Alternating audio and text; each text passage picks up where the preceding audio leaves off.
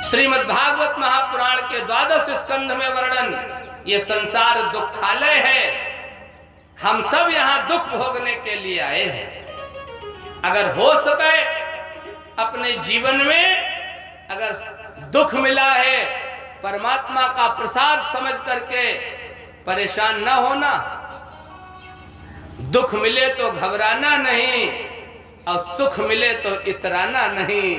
बस यही कथा का फल है। सुखे दुखे समम कृत्वा लाभा लाभौ जया जयौ।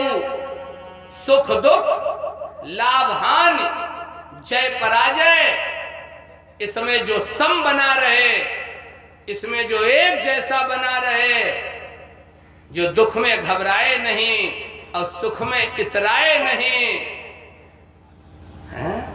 समझ लेना उस पर परमात्मा की बहुत बड़ी कृपा है। वैसे संतों के चिंतन में, ब्रह्मवाणी में उसे योगी कहते हैं। कठिन बहुत है। और नहीं तो इस संसार में जो आया, उपस्थित सज्जनों, उसे दुख उठाना पड़ा। सुख है कभी, दुख है कभी, संसार की यह रीति है। आवाज जिसकी हार है, तो कल उसी की जीत है कि नहीं है। ये सुख दुख एक सिक्के के दो पहलू हैं।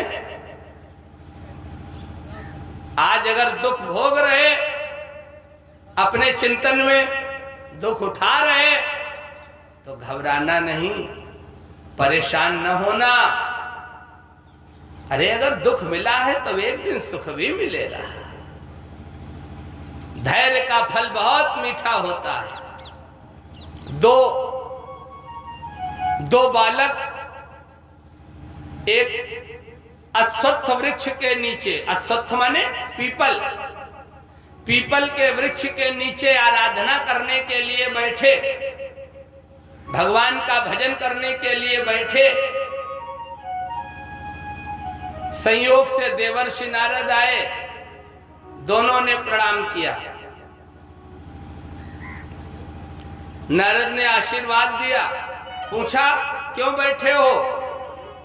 दोनों बालकों ने कहा भगवान के दर्शन करने के लिए तपस्या करने बैठा हूं। नारद जी ने एक बालक की तरफ इशारा किया, कहा तुम्हें कल परमात्मा के दर्शन हो जाएंगे, तुम्हें कल परमात्मा के दर्शन हो जाएंगे। मारे खुशी के नाचने लगा, अरे कल दर्शन हो जाएंगे। दूसरे बालक से कहा इस पीपल में जितने पत्ते हैं, उतने दिनों बाद तुम्हें परमात्मा के दर्शन होंगे।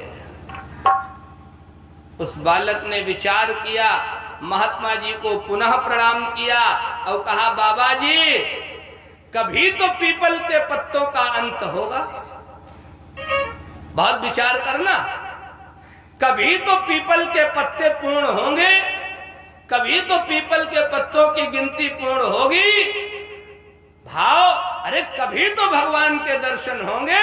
और जो इतना उसके हृदय में विचार आया, पर ब्रह्म परमात्मा उसके सामने प्रकट हो गए। बोलो भक्त वत्सल भगवान की। अब कल वाले को आज तक दर्शन नहीं हुए। भाव क्या है? सुख में इतराना नहीं और दुख में घबराना नहीं। तुम्हें परमात्मा की कृपा जरूर मिलेगी।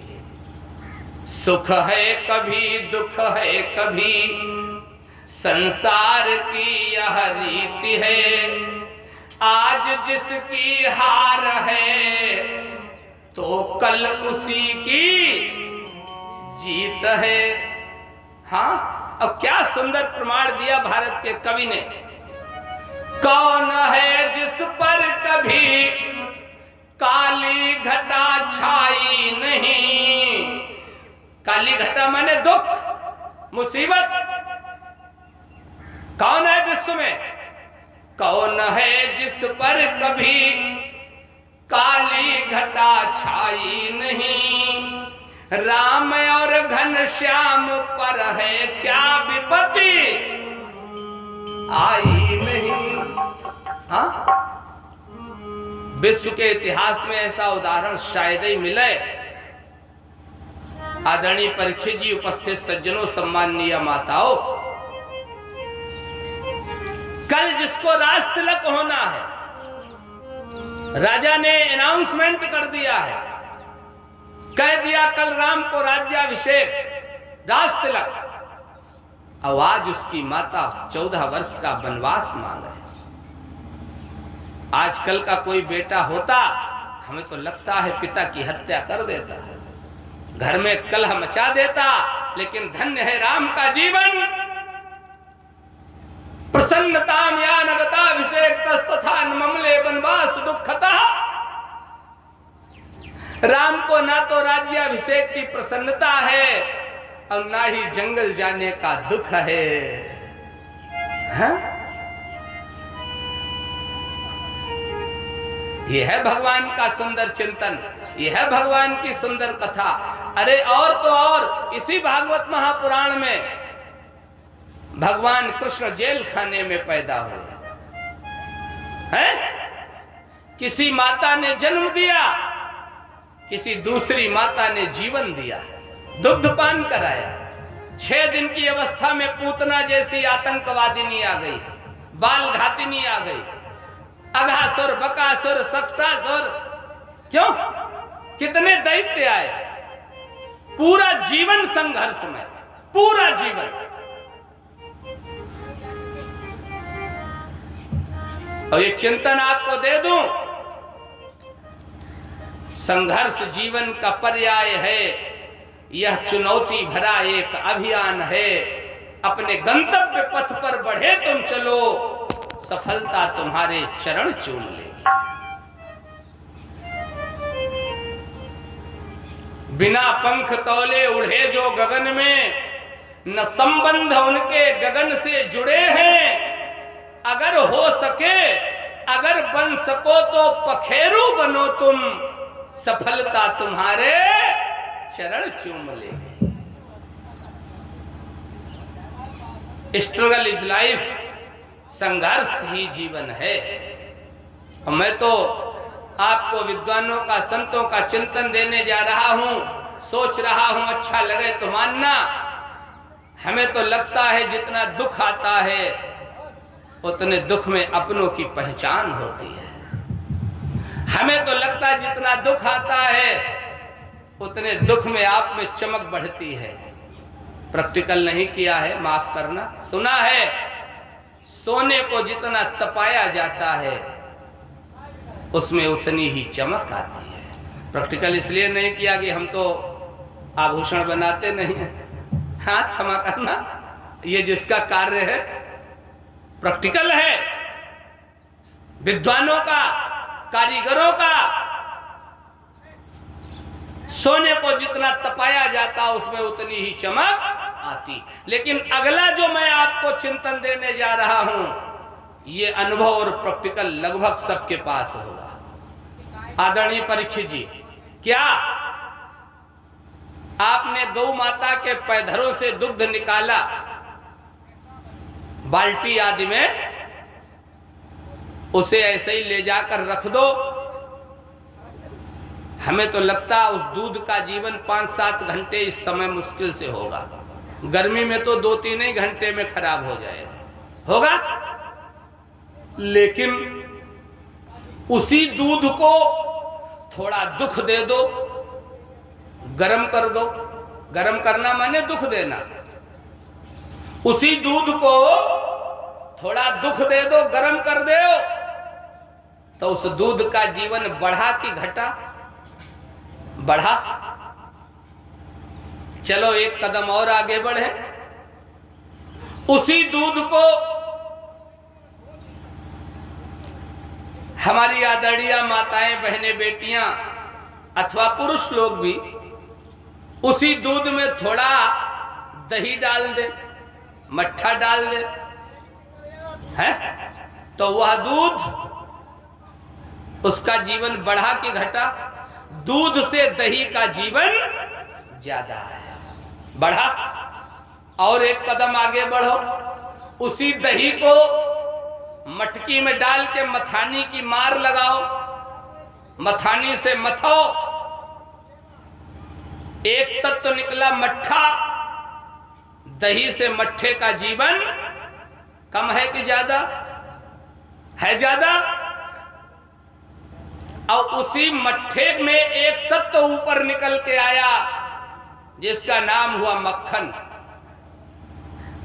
उस मट्ठे से मक्खन का जीवन कम है कि ज्यादा है? ज्यादा।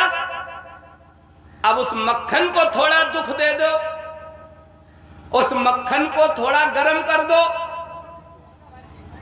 क्यों? जीवन बढ़ा कि घटा?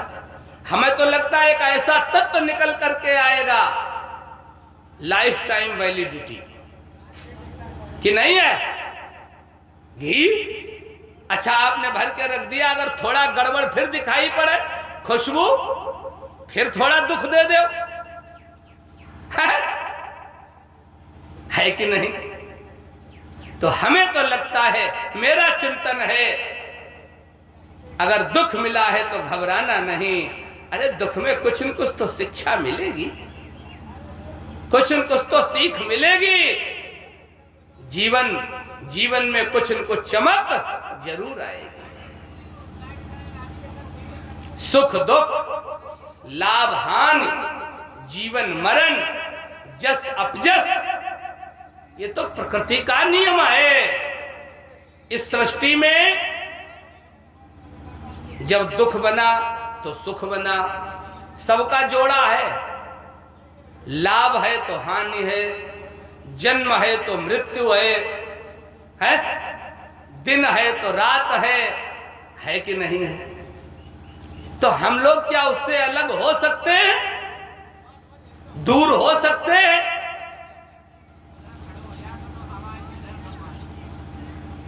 ये संसार मायामय है, मायाकृत है। प्रमाण दिया है इस पर, अखिल विश्व यह मोर उपाया।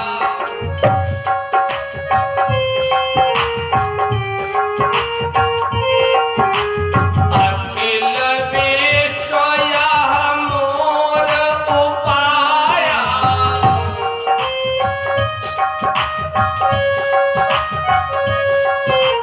सब पर मोहि बराबरि ताया।